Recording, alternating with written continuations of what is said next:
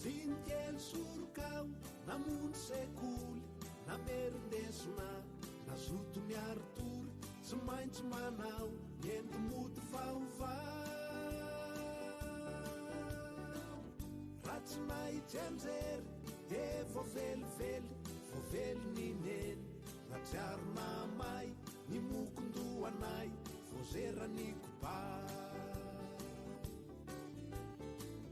reo madama marobe demoiselle simse nagasina vaza de tsy nisy alana ba namely avoko jimba nisy indrafo voatery ny kiry tsy nitan'olo to niezak'ampitsiry ampitombony ampo satria voakaravasy raha mitoblakilay tsy misy fiatona fa mianatra foana kartable ambabena feniboko sesena ianarana avoko fa hoe mitondra so ny lesona rehetra atao ay avoko atao tsisy fetra